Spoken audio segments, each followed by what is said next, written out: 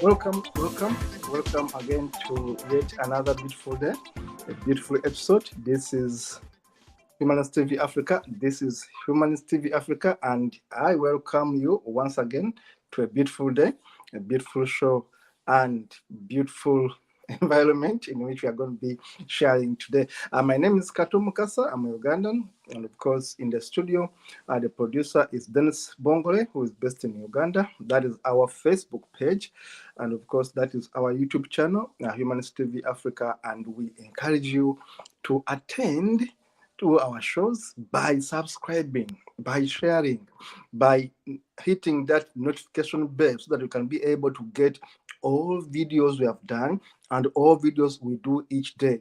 We do each day more brand new videos. Remember, Humanist TV Africa is all about education, it's all about informing, it's all about entertaining. We do also entertain, we do documentaries, we do street interviews. We shall be giving you street interviews live from the streets of Uganda, Kampala, Mbarara, Masaka, those are cities in Uganda. Of course, we shall be giving you street interviews from Ghana, Accra, Kumasi, because we have a studio in Ghana, we have a studio in Uganda. We shall be giving you live interviews from Abuja, from, of course, Nigeria, different states. We shall be giving you street interviews because we have a team in Nigeria. We shall be giving you street interviews from Zambia and Zimbabwe, of course, Malawi, and all these countries. Name them. Of course, I can't forget Kenya, my neighbor in Uganda. We shall be giving you interviews right from Kenya, of course, Rwanda, Burundi, and all these countries. Now, in the studio today, I have a birthday boy, Brian Kabeko, who is putting on 4 eyes. Of course, I think because he was told that he's a baby, he's trying to intimidate everyone with these sunglasses. Brian, and of course, there is our brother Nandipu Bongfa, who is based in Nigeria. Now, Nandip and Brian are two directors at Humanist TV Africa, and we are a team to reckon with. We are forced to reckon with. We are here to stay. We are here to share with you our journeys, but also to share with you our knowledge, but also we want to learn from you because it's the TV. Our intention is to educate, entertain, and inform. You shall be asking you questions of the public to share with us your stories, share with us your wisdom. At the same time, we shall be also sharing with you what we know. We intend to inform our people, especially in Africa. Remember that our TV is going to be covering the entire world. Of course, we are going to have studios in different corners of the world, but our focus at the moment is Africa. We want to educate, we want to debunk mysteries, we want to debunk theories, we want to debunk superstitious beliefs. We know that some of the problems in Africa that we have emanate from our religiosity, having too much belief in gods, in deities. We are having wars. We are having lots of coups in Africa. We are having lots of instabilities, poverty, disease, and ignorance are one of the major challenges we face in Africa. Now, today we are discussing one big theme being an atheist. Being an atheist. On set, of course, is Brian Kabeko and Andrew Nandipu and myself. We shall be joined by our land friend, a lawyer, Hyp Egbune, who is based in England. He'll be joining us later on set. But for now, please enjoy the show, and we're going to be talking about being an atheist. I'll start with Brian. Brian, I'm going to give you 5 minutes to tell the audience, how did you decide to say, this time I'm going to declare I don't have a God? And first of all, what do you understand by being an atheist? What does it mean to be an atheist in Kenya? In 5 minutes, you are welcome. And after you, of course, we shall be welcoming Nandip to tell us again the same question. Being an atheist in Nigeria, what does it mean? Starting with Kenya. Brian, over to you. Good evening, wherever you are watching us from. I'm Brian Kabeko. I am part of the directors of Humanist TV Africa. I'm based in Kenya, in Kilifi County. Today we are discussing about our personal journey towards atheism. And it's quite funny because Africa is more of a religious continent, and being in a land where prayers are common as the sunrise, we atheists are a rare breed that believes in the power of reason over rituals. So it's like being the unicorn in a herd of zebras.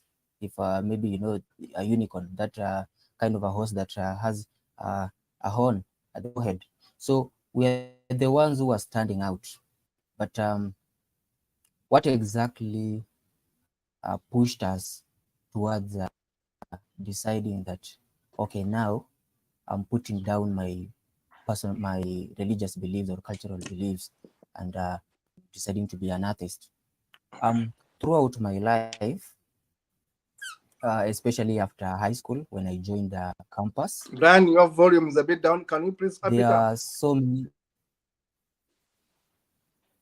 Speak a bit Am I louder. now audible?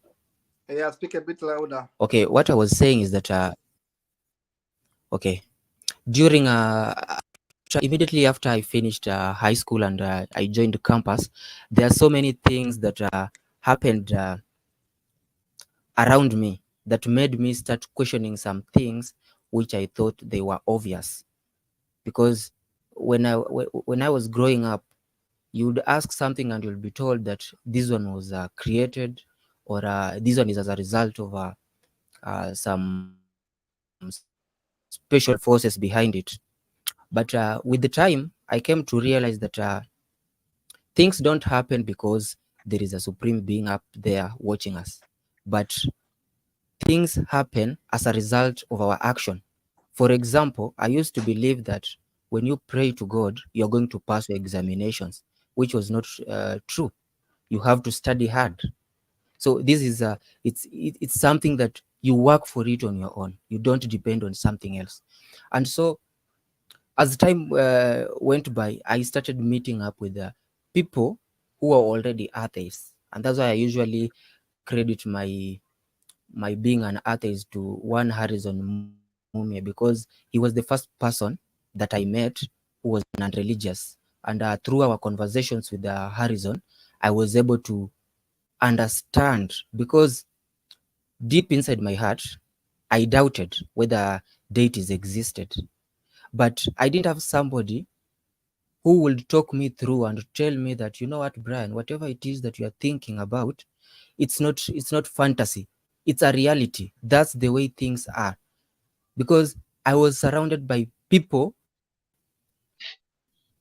who believed in these things. So when I met somebody who had a different perspective about life, now it became a turning point for me. I started understanding it's perfectly fine if you're an atheist. There is nothing wrong in being an atheist. And being an atheist doesn't mean you're anti-religion. It just means that you don't believe in whatever it is that they believe in. You believe that everything is preconditioned. You have everything is as a result of something. There is nothing like there is a God up there watching us. So 2016 became a turning point in my life, and that's when I decided let me start now getting deeper into understanding what atheism is, because deep inside me, I don't believe there is a God. But what else? How do I find the answers to the questions that I'm asking? Because being brought up, I was told this and this happened. So through the conversations that we had, uh, the discussions that we had in the WhatsApp group, now my perspective about everything changed completely. I now began to understand what the universe is. I now began to understand that we are here alone and we only have one life to live. So I have to live my life as though there is no life elsewhere.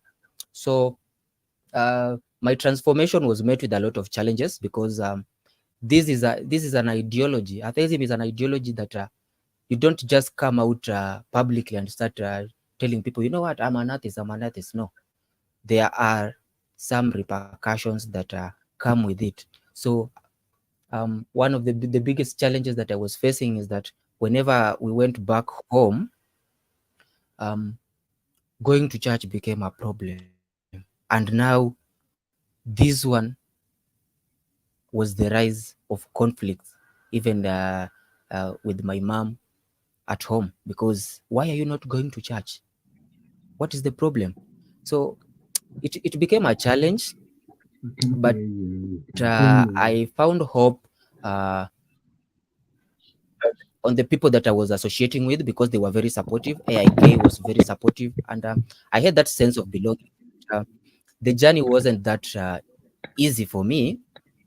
It's still not easy for me today, because there are things that it takes time. Our people need time so that they can appreciate what atheism is. Thank you so much, Brian. I'll pause it there. Thank you so much, Brian, for that. That's a good one. Of course, as you say, it's a challenge in Africa, and Kenya being my neighbor, I can easily appreciate that. Of course, I know that it doesn't mean it's different in Nigeria. Nigeria, our brother, has a different story. Now, Nandip, I want to welcome you in 5 minutes to tell your story again. Nandip, your camera is cutting off your head. Yeah, there you are, okay. Yeah, I want to see your bald head. And today I think you have taken off your beard. You want it to be like a baby Brian. Yeah, I can see. But Nandip, before I go on air, let us welcome our brother Hyp. Brother Hyp, you are welcome, sir. Welcome on set. Can you hear me? Welcome, sir. I'm welcoming our guest, our brother Hyp. Can you hear me? We are welcoming him. Welcome, we are sir. welcoming our guest from England. Can you hear me, please? Hyp. Can you hear me? He's not I hearing. think he is not hearing. His mic must be muted. Dennis, maybe get him off and then try to get him back in so that I can be able to hear us. His mic must be muted. Yes. His mic must be muted. Can you hear me, sir. Mr. Hyp? Yes. It's off. Forget about him. Let us continue with you. He's going to come back when he's ready. Then delay with him until he gets to know how to get back. Of course, this is first time here. You know how the system can also disturb. So we have to really understand that he's getting through a challenge, but he'll be back with us in a minute. Now, Nandip, my brother, you look like a baby, Kabeko. You must have cut about 20 years. But let us continue. Yes, I'm an old man. I'm almost 50 years. Yeah, yes. you are in my age bracket. It's okay to cut years. Just look at me. I'm also cutting years by 20. Yes. Thank you so much, Comrade Kato. And also thank you, Comrade Brian. When Brian is giving his a story, how he become an atheist. Can you hear me, everyone? I can hear you very well. Good. So when I remember back then, that made me to start laughing. You know, I become an active Christian in early 2000. Yes, initially I've never been a very active member of the church, although my mother dragged me into the Catholic Church in the early 90s when I was just a teenager. So by that time, I'm not so much very active in church activities. Not until when I finished my high school, I find myself in Abuja. My name is Nandip Andrew Bonfa. I'm based here in Abuja. I'm an agri expert, an ex-banker, and also members of the Board of Trustee Humanist Association of Nigeria. I started my doubt, that is when I started to become an atheist in early 2000. That is the time that I joined active Catholicism. In the course, that is to become a real Catholic, that is to become an active member of the Catholic Church, I decided to search for kind of ways that can be able to please Jesus Christ and Mary, because we worship Mary as the mother of Jesus Christ too at that particular point in time when I was a Catholic. Because we are told that if you want to go to Jesus Christ as a mortal human being, you have to go through the mother, so that the mother can be able to purify you, to wash you and present you to the beloved Son, which is called Jesus Christ, the fictional Jesus Christ, the non-existent Jesus Christ. That's what the Catholic Church brainwashes us to believe, I particularly myself.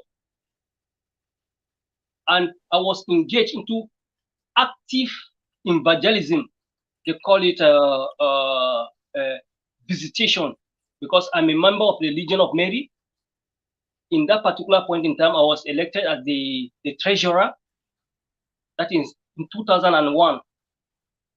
I hold that post till 2007, because after 4 years, I was re-elected and re-elected again as member of the Legion of Mary, as the treasurer of the association. During my course of evangelization here in Abuja, I've been in Abuja here for more than 20 years, although I've been in other states in Nigeria, and then I still come back to Abuja. So in the course of my search to please the mother of Jesus Christ, we they call her Mary, I decided to read a lot of books. The first book that I come across, apart from the Bible that we usually read as a Catholics, that is morning, afternoon, and evening. We go to morning mass and then evening mass. So before the year runs out, we have already covered the entire Bible. I come across a book called The Gospel of Barnabas. And this book, in the gospel that I know, in the normal Bible, there's no book like that called The Gospel of Barnabas. Until when I started reading it from page to page, I discovered that that book makes more sense than the real gospel that we have in the Bible, which is the Gospel of Luke, Mark, John, and what is the other one? I cannot be able to remember now again. The whole gospel, and this Gospel of Barnabas is more educated, more in kind of informative. That made me to start questioning the religion of Catholicism. That is the religion of Christianity. That is the religion of the Christians. I started to go further to make more research in that early 2021. And then by 2022, 2023, I come across a book called Da Vinci Code, of which it explains to me more about Mary, the mother of Jesus Christ, of which we believe in, and then it decided to explain to me more that there's what is there in the Bible is not what it really means in a real life. I still have the Da Vinci Code, written by Dan Brown. That's where my belief in Christianity starts shaking as a Catholic. I'll move further. When I went to the higher institution, when I started studying my agricultural technology, I decided my eyes opened more. When I met Dr. Tunde Oragundadi, the books that I didn't even have access to in his library, because he usually come from England, in his library, there's a lot of books. From there, that's when my eye got open, that everything that is there, because I've been praying for people, there's nothing changed. Prayer doesn't work anything. It's just, you are just talking to yourself, and the other person that you are praying for, it cannot make any sense to that person. If it's a sick person, that person will remain sick, except it takes drugs from a prescribed medical practitioner. Then from there you can start getting relief, and then you get healed. But prayers is just bullshit, and it's just useless. Medical practices heal human being, not prayers. At Dr. Tunde Rabli library, that's when I discovered a lot of books. People like Christopher Hitchens, and a lot of books that I've borrowed from him. All right, and I decided to get order on my own. By 2000, let me round up. By 2011, when we first have our Humanist conference here in Abuja, that's when I met Grandma Knight. He came from Ghana. He's a white guy. Grandma Knight, one of our members here, panelists, he knows him. We met, we take picture together with him. That's when I know that there is an association like that, many people that like me, I don't even know, because I'm just getting crazy. Whether it's only me and Dr. Tunde that believe that there's nothing like God that exists. So in that conference that was organized by then Nigeria Humanist Movement, that's when I decided to meet a lot of humanists in Nigeria. So if I can be able to kind of explain it, it will take much of our time. So let me just cut it from now, so that our guests will come in. Yes, because I have a lot to say. Thank you, sir. Thank you, Nandip. Thank you, sir. Thank you so much for that wonderful explanation. Of course, I've heard your story, but of course, I know that the people watching us, many of them are knowing you for the first time, because each day we get new viewers. That is Nandip. Nandip is a Nigerian. Of course, he has told you he's based in Abuja, and of course, he is a humanist, but an atheist, because we know that actually to become a humanist, you must first become an atheist. So he has been sharing with you his story, how he became an atheist and how he lost his. Let me just chip one more thing before you cut me off. So when Brian is talking and I decided to laugh, immediately after the conference, that is before December, I went to the village. I talked to my mother. She's the one that introduced me into the Catholicism. I told her that, Mama, there's no God. This Catholic church that we are going, there's nothing like that. We are just suffering ourselves. So I don't believe in God anymore. Do you know what she's doing? She's brewing there's this local beer in a place they call Bukutu. Yes, they cook it with wood. She removed the wood from the fire and pursue me with it. When Brian is talking, I started laughing. It's something that happened to him. I started that the prayer that she has been doing for all these years.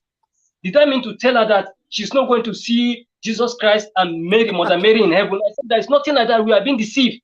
She said, no. She had to hit me with this stick. I have to run. But now she understands. She said, I should not be telling it to people.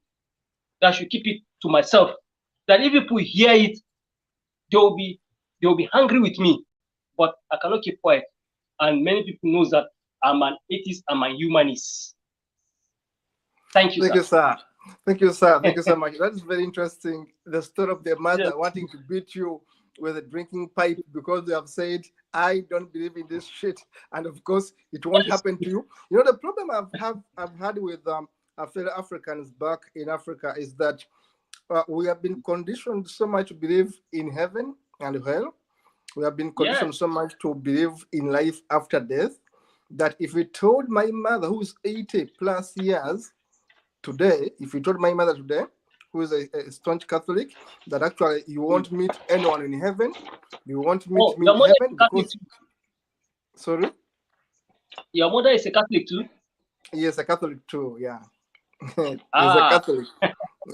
Yes, I come from a Catholic background. So when you tell my mother, just like your mother... Yes, that's why I get the name Paul. Yeah, my name is never a Paul. Yes. I get it. I get it. Now, it's your name because you have it on your official documents, but of course, it's a name which you question because we have been trained to question everything.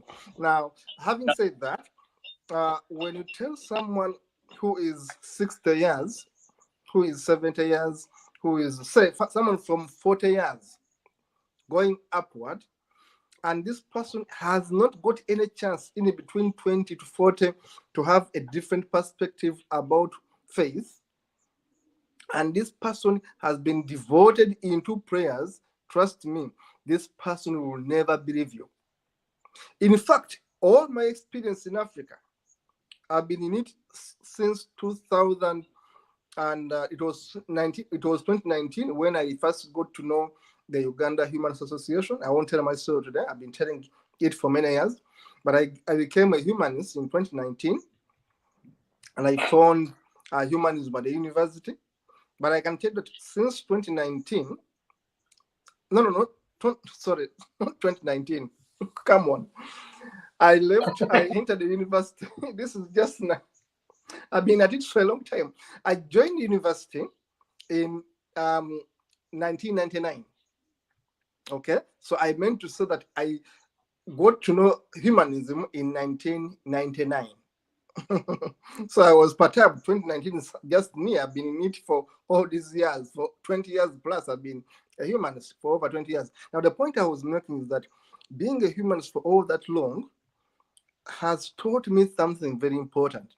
I can tell you, Nandip, that it is easier to tell someone between 18 to 25 years that the Bible is a lie, that basically there are no gods as promised in the Bible and Quran, and that person between 15 and 25 is about to listen to you because his mind, her mind is open to new ideas.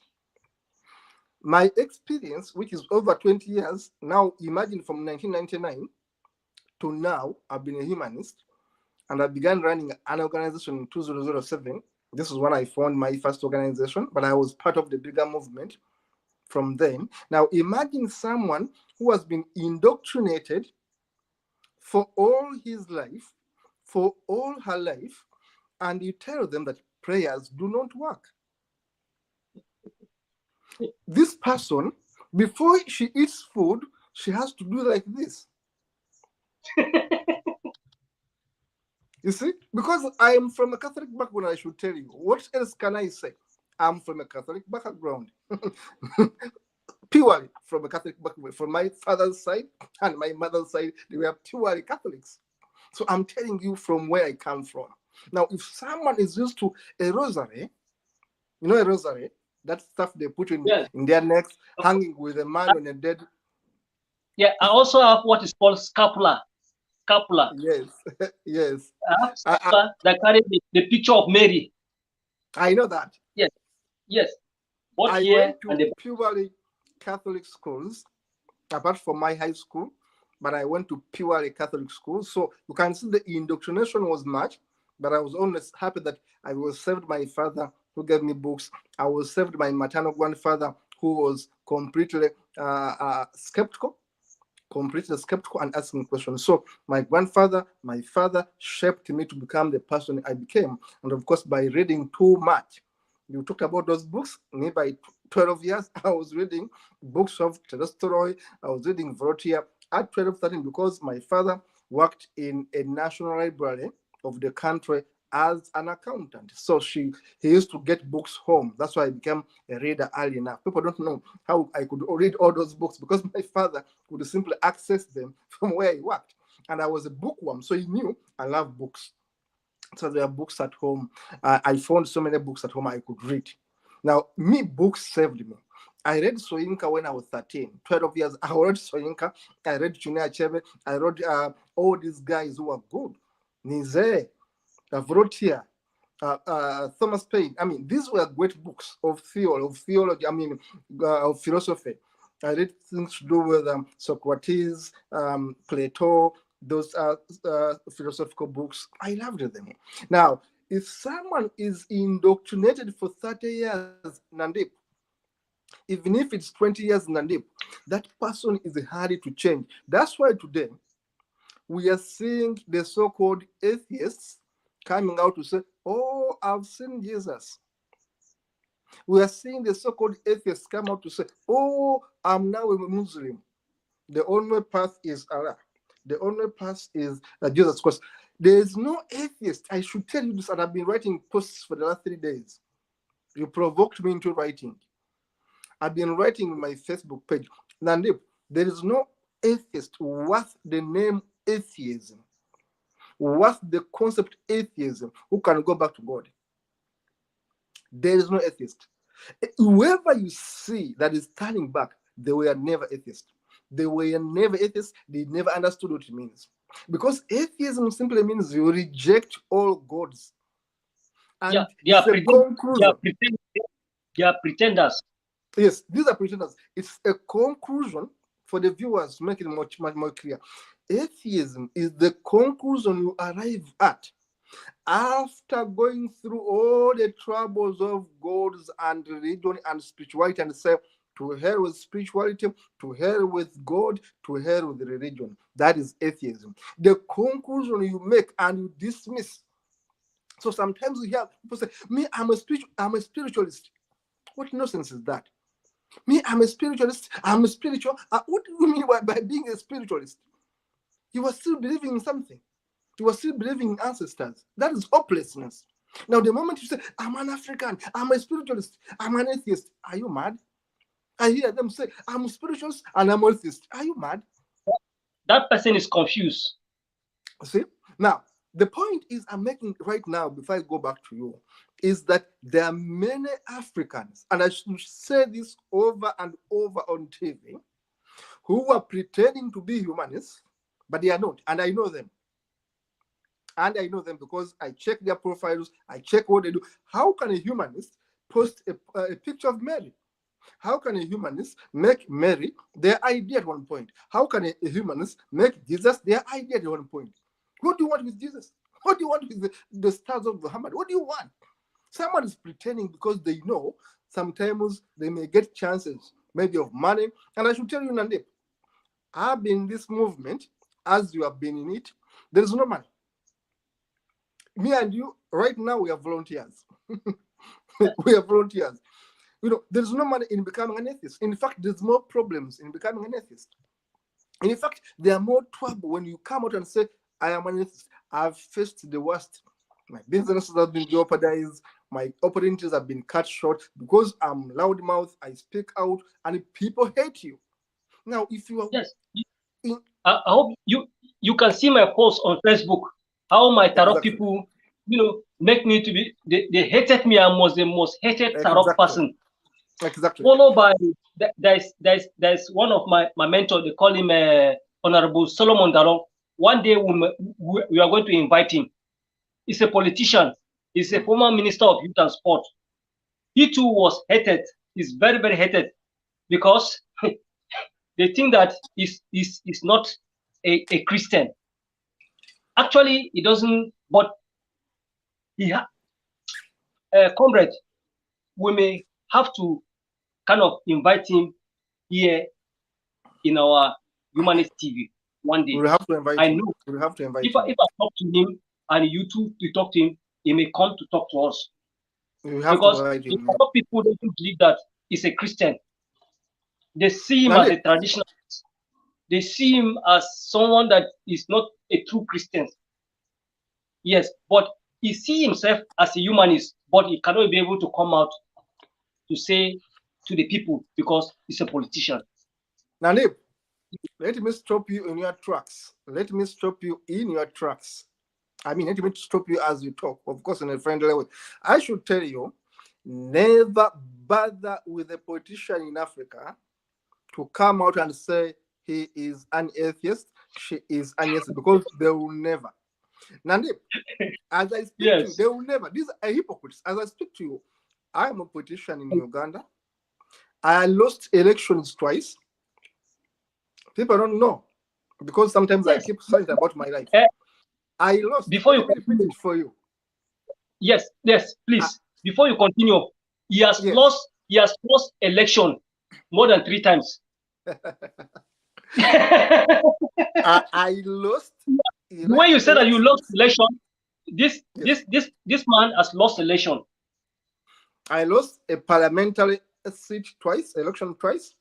Why? Because my views are open, because I support the rights of gay people, because I support abortion, because I say I don't believe in God, and I openly so say for years, there is no way I would get a vote.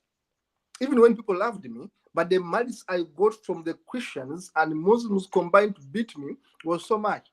So I've lost 2 parliamentary elections, two of them I've lost. So what I'm telling you, that to get an honest person who tells you, I don't believe in this kind of stuff, and he wants to get a vote from a constituency where 95% claim to be religious, either Muslim, either Christian, either traditionalists, but they claim to believe in a deity, I'm telling you, you won't get the vote. That's why I reached a point and said, I won't become a politician anymore because I've lost enough. Mr. Hyp, welcome, sir, if you can hear me. Yes, I can. Good evening, all. Yes, good evening to you, sir. Brother. You're welcome. How are you guys? I've been listening from the background. Let me learn Very good. Wisdom now of, that you are here, it's your time. These younger people. I said, let me listen to your wisdom and see what I could learn from that. Now now that we are here, viewers, the show, the main guest was actually Mr. Hyp. He was the main guest. Okay. But now that we are here, please continue. So, good evening, everyone, and good evening. I welcome everybody so warmly to this conversation. I think the conversation is timely, given what we are facing, not just in the Middle East, not just in Europe, but also in Africa. There are crises of leadership and governance everywhere, and it tends to suggest that the world dynamics in terms of governance has failed woefully. Let's be very clear about that. You were talking about politicians, and when you mentioned about my friend Solomon Dalong, and Nandip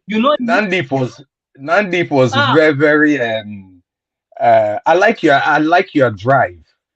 But just like Kato advised, you may not know, in Nigeria we have a huge number of closet atheists.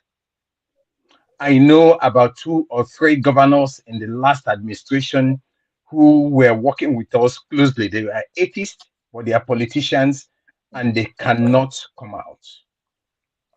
I know about a chief imam in a mosque in Kano who is a closet atheist. I know about a married woman in Lagos who is part of our group and also a closet atheist. So the population is huge. And unfortunately, if you ask them to come out, and when the backlash happens, what do you have as an alternative? Nature abhors a vacuum. So I will start with that. I've been listening to the conversation, and it does seem to me that listening to our background, we all share similar backgrounds. I was not just a Catholic. I was born a Catholic, born into Catholicism. With my auntie, my grandfather, maternal grandfather, who gave me the name Hyp. The name is actually Hippolytus. It's a Greek name, and it is this. According to him, it is the name of the saint of August the 13th, the day I was born. So my grandfather was a catechist, a renowned Catholic catechist in Jos. He lived in Jos for many years, and also went back to South in Delta State, where he became a headmaster, a renowned organist. He goes to the mass 3 times in a day. He's always there with all the Reverend Fathers. So that was the kind of maternal family I was born into. As if my misfortune was not enough, my father abandoned his father's religion. My grandfather paternally was what you can call the word pagan. You know, we use that word where we come from in Africa. You won't find that word being used in India and other places where there was colonialism. But we use that word, and it's quite a dirty word used to stigmatize and denigrate people, or denigrate our culture and our tradition and our belief system. And so when you say you're a pagan, in fact, when you are called a pagan, you go with almost like a stigma. Nobody wants to have anything to do with you. So my grandfather was a pagan, and a warrant chief, who was an idol worshiper, and his son, who was my father, followed a different course. In fact, my father was one of those people, first set of people who got into Pentecostalism. He was a pair to Archbishop Archbishop Benson Idahusa. They were pairs, and he was part of his movement. And so I was born into such a family from both sides. So from childhood, I was soaked and indoctrinated with religion. There was nothing, I did not have any choice. And it's not surprising. Research has shown that almost 80 or 90% of children will usually follow the religion of their parents. And it's not by coincidence. That is the way it is. And it's not just about parents, it's also about environments. It's you can't give what you don't have. Within that environment, all they had was that religion. And to them, and up till now, it's still a valuable product of value for them. You see, I am an atheist, and proudly so. I do not diminish the importance of religion to people. It is important to them. It's like you going to a social club, and so it helps your mental health and other things. So religion is actually important to a lot of people. That's mean you are a humanist. Okay, okay, let me get there. I hate defining myself. I'd rather let people define me. So and without religion, and I say it without any fear of contradiction, I probably not have been, because I enjoyed myself. I enjoyed the benefit of being a nephew to a reverend sister, a grandson to a catechist, and a son to a Pentecostal pastor who spoke in tongue, who was demon chasing, who was heaven bound, who was casting and binding. That was my father. And he brought me back up in a strict Christian code. That's what it was. That was for him. That was the best. That was he had. And you cannot give what you don't have. He what? Yes, Council. So he gave what he had. So in my journey, I was brought up in not just in primary school, I lived with late Bishop Ganaka in Jos. I'm sure you know him. Tatim Bauchi Yes. Road in Jos. Yes, he was my mentor. And Reverend Father Dr. Patrick Isiche, formerly of the University of Jos. He's now retired. He's a Reverend Father. He is now in Agbo. They were my mentor because my auntie left me in their care. So I was brought up in the convent. I saw everything that was happening. You get me? And for me, it was a way of life. That was all I had, and that was what I was given. And for me, it worked well. But there was this questioning in my spirit. I've always had that yearning. There was that unfulfilled yearning in me. There was that, I would call it a dissonance, that discordance in my soul, that even though I hold on firmly to these beliefs, there was something that didn't add up. I just felt it didn't add up.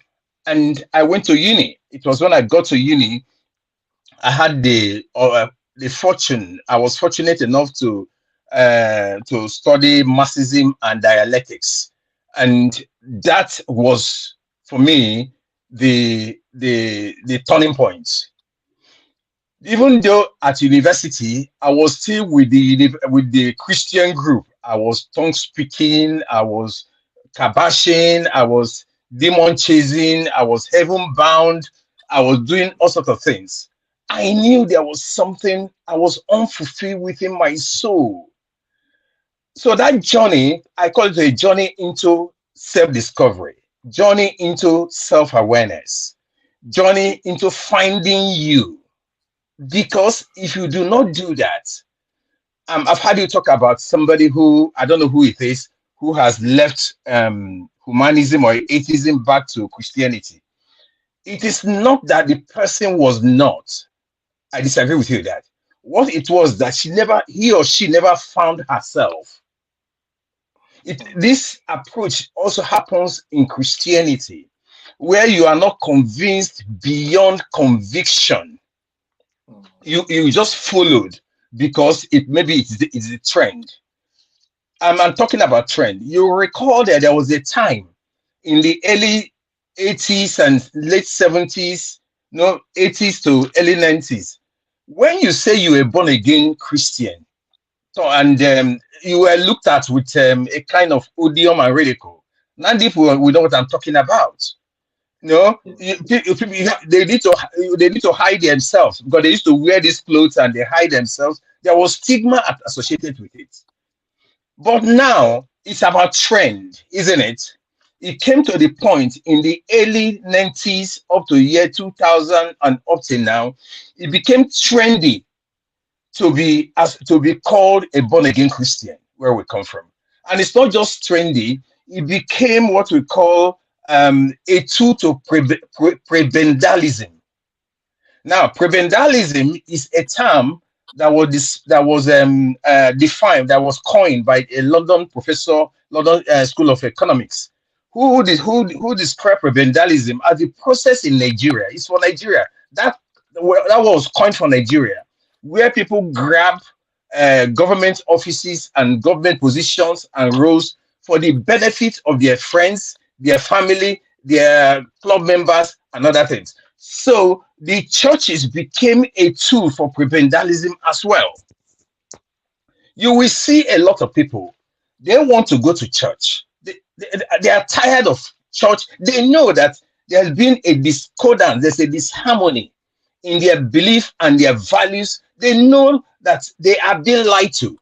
But because they are tuned onto the pot of prebendalism, what they can get, you must not forget that these so-called pastors and gods of men have links and contacts with the most powerful in the society. You must not forget about that. They are linked to them. So if they want something, they go to their father in the Lord, who will make a phone call and get the thing done. It's there. That's what it is. So there's a link between what is happening in the religious world and what is happening in political arena. And there's what I could call an unholy marriage between politics and religion. And that is why any expectation that it will very soon. Religion will take the backstage in Africa. Just forget it. It's not going to happen, and it is not going to happen not just because of that, but because those who have alternative perspectives have not shown that they could benefit from it. And I'm talking about you and I. Nandip talked about people not coming out, how difficult it is, how challenging it is. And I agree with you. The life of an atheist is very, very lonely. You will be socially isolated, you'll be ostracized, you'll be oppressed, and if you are not lucky, you'll be killed. That is the way it is. You cannot say those things, you cannot come out. So it's very lonely. So it requires not just an ounce of courage. It requires a lot of things to be put in place for one to come out and say he's an atheist. Once you mention that you are, immediately people they demonize you. They are not going to see whether you being an atheist, that your value has a better your value has a better how could I put it, a better need within the society. No, they are not going to look at that. They are stuck. They've been so socialized, just like Kato said, use the word, they have been conditioned, do you get me, to believe these things without questioning. And any alternative is labeled as paganistic or whatever. That's what they do. So it's quite hard. A journey into atheism and humanism, I'll come to that, is not something that people take lightly. And again, the support system, the support network is lacking. There was something Kato mentioned when he said from atheism to humanism. Recall what Linda of the Blessed Memory once said. He said, you can be an atheist without being a humanist. And you can be a humanist without being an atheist. And I have seen that happen. What is the difference? And atheism is lack of belief or disbelief in the existence of a God, whatever form, God, angel, supernatural, everything. That's what it is. Linked to humanism. Humanism, and this, you are looking at how you underpin those your values based on democratic norms of fairness, of justice, and values of compassion, kindness, and you believe that we have just one life and that the only evidence we have is one based on science. So it's possible for somebody to have those beliefs but never really commit to being a humanist. So just like we have them in Christian, they say fake Christians. We also have fake atheists and fake humanists. We must understand that. And if we must expand the coast of humanism, not just in Africa, but all over the world, we must now begin to recognize these differences. I hardly describe myself, I just want them to describe, because there has to be, people has to see your action and make sure that your action, there's no conflict between your action and your words. That's what people are looking for. So as we grow, as we continue to have this conversation, we must come to that understanding that we as humanists, as atheists, can offer an alternative thinking to the crisis of leadership in Africa. Look around. People are tired of going to church. You know it. Speak to people. They are tired. They're absolutely tired. On Sunday, now, I used to have a show every Sunday morning, but on Sunday, now, people don't. You can see, even when they go to, they are dragging, or they'll just go and show off their clothes or their new car or those things. People, especially in Africa, there's what we call that dissonance, cognitive dissonance, in terms of what is happening. They don't want to go. But you cannot stop them unless the humanist community offers an alternative. There can never be a vacuum. When they said we don't believe in God, then offer them something that meets those needs. If not, they will go back to what they know. People are tired, especially when you talk about the young people. And I'm glad you raised that issue of the young people, that if we must have the next generation of people thinking differently, we must begin to sow, not just from the young, but from children, because that was what they did to us. You get me? They soaked us in the oil of religion. And even up till now, when I speak, I see myself making reference to scriptural, biblical references. I do that. It just comes out. In fact, there was a day very recently. I have been in this journey since 1991. That was when I started this journey. And I have never regretted it. I have found joy. I have found fulfillment. If you look at Maslow's hierarchy of needs, I find that fulfillment in who I am, because I was able to unravel my authentic self. But having done that, despite my studies and being totally disconnected from religion since 1991, mind that, I still saw, was it last week? There was something I said, Jesus. Did you get me? It came out. It came out. And I had, yes. and the person I was talking to said, why are you saying Jesus when you don't believe in him? Then I said, no, that Jesus is a common name in South America. So anybody can be here. That was the perfect cover. That was a good one. Yes. Yes. I said I didn't say Jesus Christ. I said Jesus.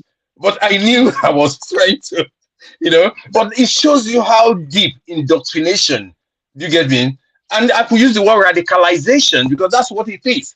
Those things and extremism has been soaked inside us, giving us no opportunity for us to question anything.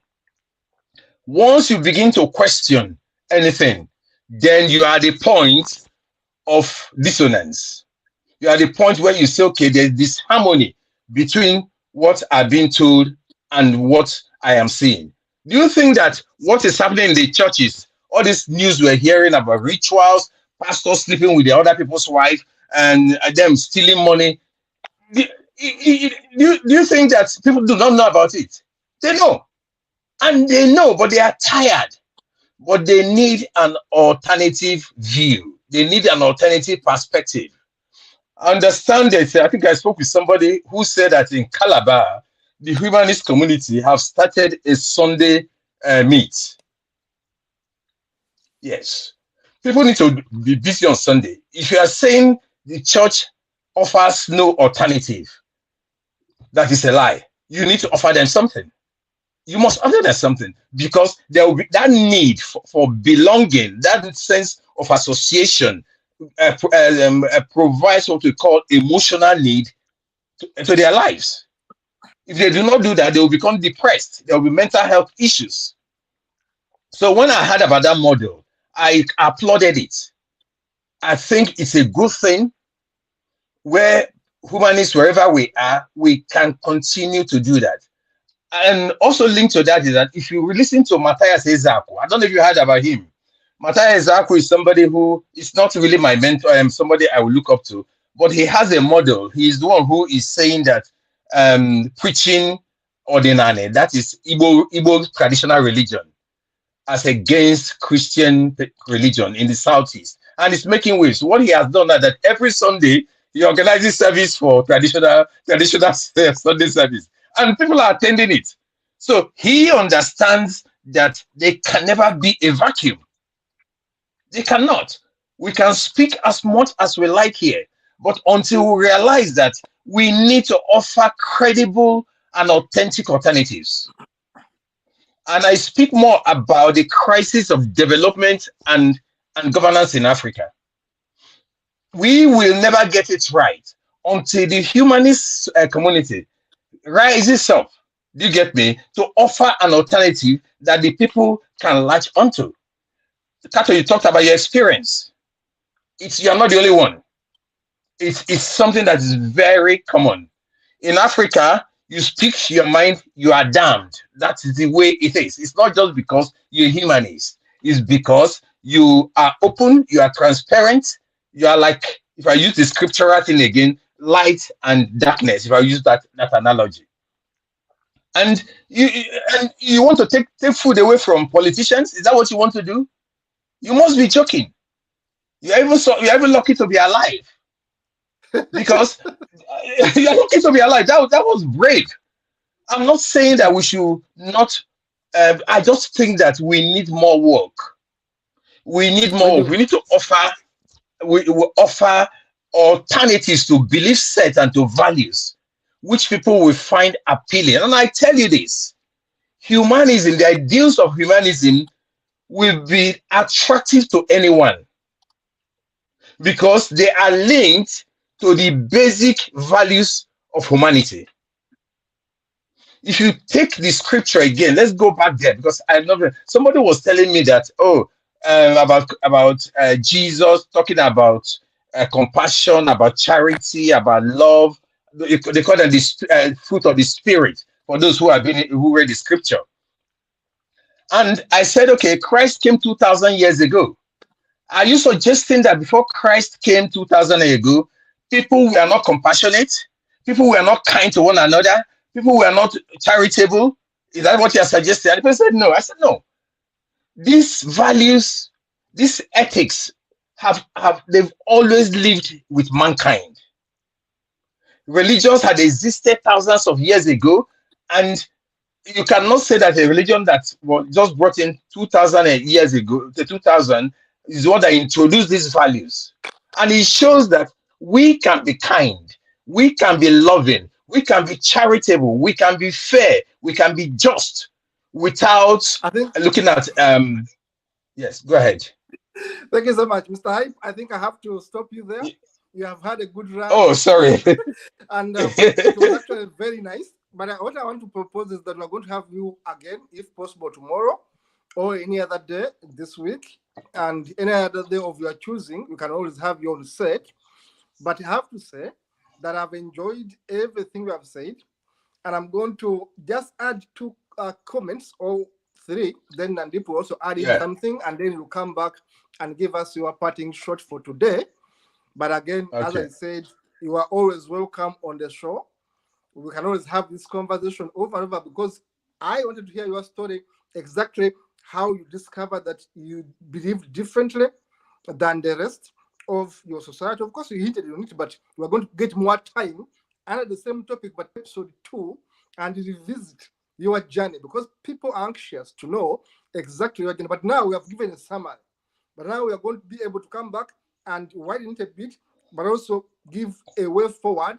Because as you concretely said, it's important not to leave a vacuum, which I agree, a vacuum. In Uganda, I should tell you in a minute that in Uganda, we have what we call meetups. We're a big atheist community. We have meetups. We meet up almost every weekend. There was a tradition where we meet up end of month or beginning of a month. You know, we could always meet up. Meetups are important because the moment you don't provide an avenue where you can meet, then there's a problem. Finally, I wanted to, again, punch in something which Linda used to say, which of course I've been saying also, is that you can be an atheist because it's a matter of dismissing gods without being a humanist. Yes. You have no other values. You can be an atheist who is a murderer. You can be an atheist who is a robber because you simply rejected the idea of having a god. But once you say, so what? How can I do much better than rejecting a god?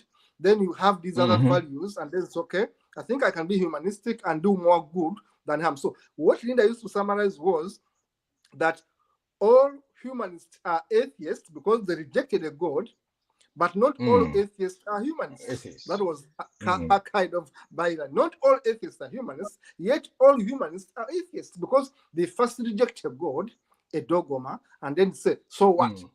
So what next? So, Mr. Nandip, we have short our time by 4 minutes. I want to invite you to give a parting shot in 1 minute. Then we shall go back to Mr. Hyp to give us a conclusion. We shall come back tomorrow if all of you guys accept. And then we have episode 2 of the same. Nandip, conclusion for today. Thank you, Comrade Kato, for organizing this talk show this evening. Can you hear me right? I can hear you right. Yes, we can hear you. Yes, I'm very, very happy to have our big brother here at the studio today. Yes, I just want to ask our big brother a question. Because I'm a board of trustee of Humanity Association of Nigeria. I don't know whether this question that I'm going to ask you is relevant here or not.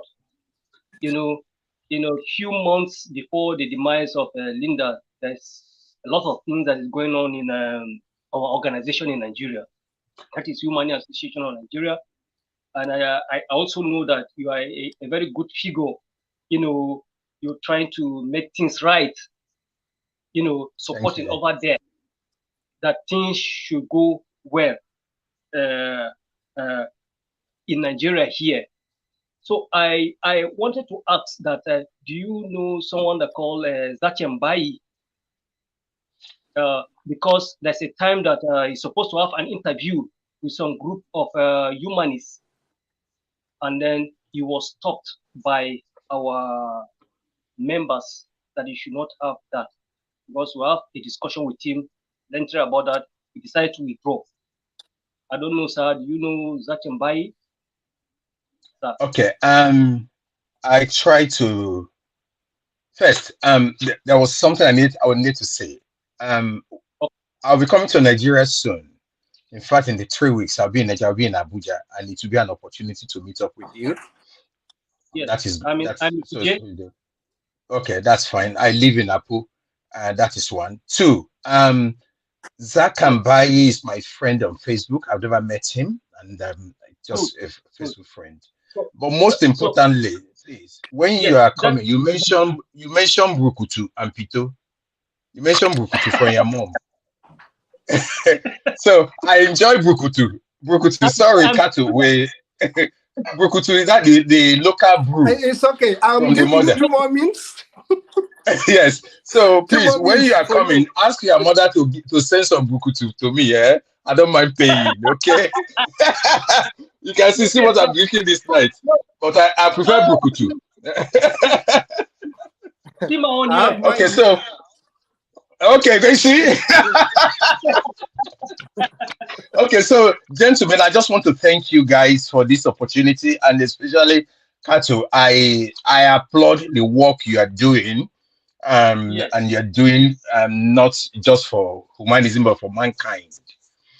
What I want to ask, and please, we must make it deliberate and intentional to be sharing these feeds. I'll be speaking to members of my group.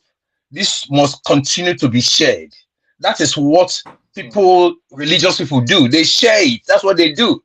So why would we have such a beautiful conversation and just 6, 7 people? I don't think it is right.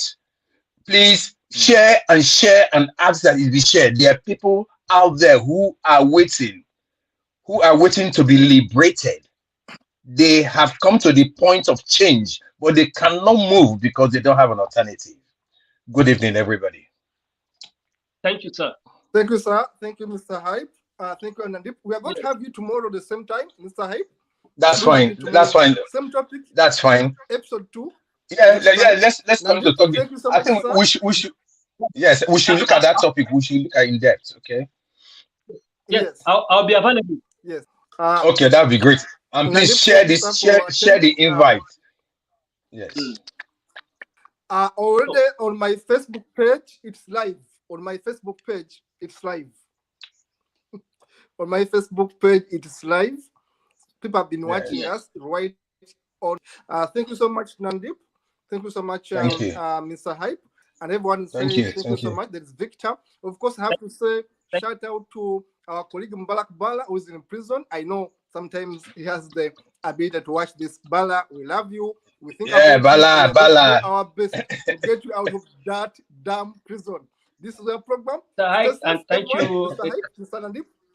Okay. Thank you so much. Thank you, guys. Thank you, guys. See you in the next one. Okay, bye. In the next one. Dennis, thank you so much in the studio. Bye-bye. Okay, bye. Bye. Thank you. Yeah.